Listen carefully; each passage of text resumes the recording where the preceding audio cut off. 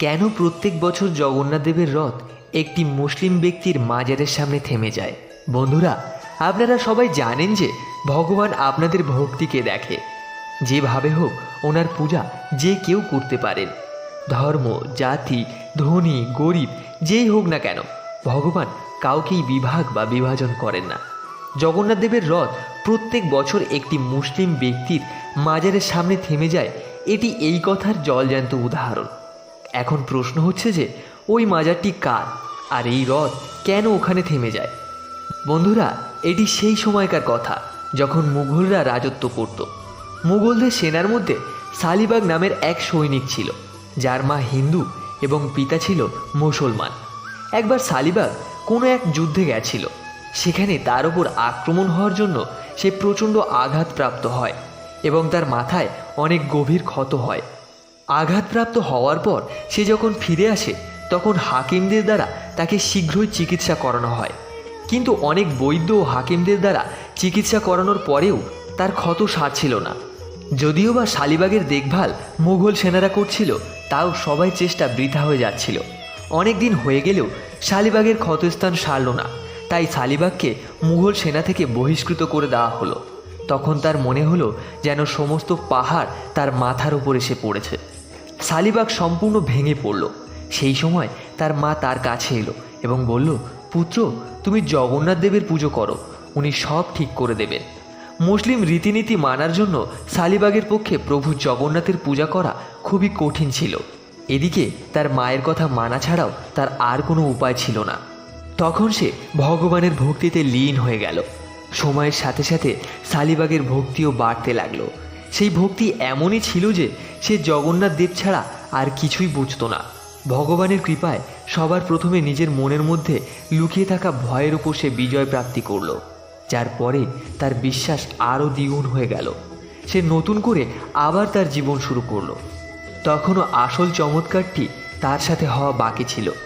একদিন স্বপ্নে ভগবান জগন্নাথের দর্শন পেল সে।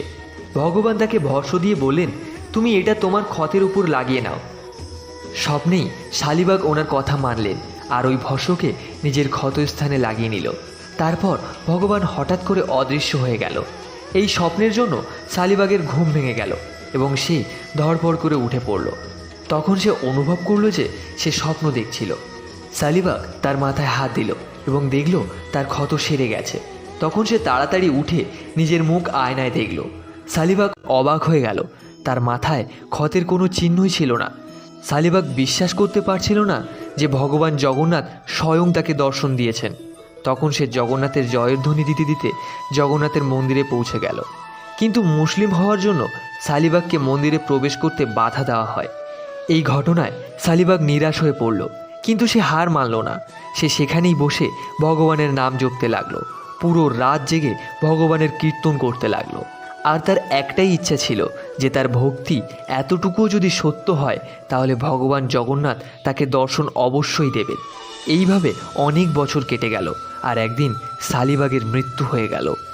শালিবাগের মৃত্যুর কয়েক মাস পরেই সেই দিন এলো যেদিন জগন্নাথ দেবের রথযাত্রা হলো। সব ভক্তরা জগন্নাথ দেবের জয়ধ্বনি দিতে দিতে রথ টানতে লাগলো, কিন্তু এক জায়গায় এসে রথ নিজে নিজেই থেমে গেল। ভক্তদের অনেক চেষ্টার পরেও রথ এক বিন্দুও নিজের জায়গা থেকে সরল না।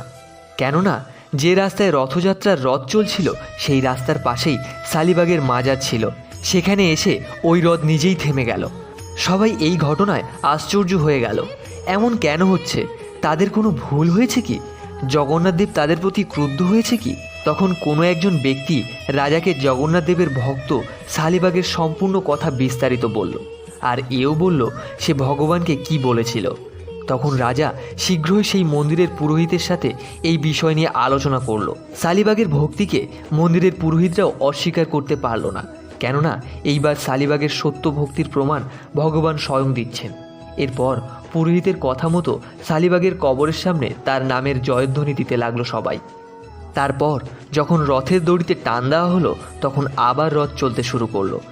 তখন থেকেই প্রত্যেক বছর শালিবাগের মাজারের সামনে জগন্নাথ দেবের রথকে কিছু সময়ের জন্য থামানো হয় আর তার নামের জয়ধ্বনি দিতে দিতে রথকে সামনের দিকে এগিয়ে নিয়ে যাওয়া হয়।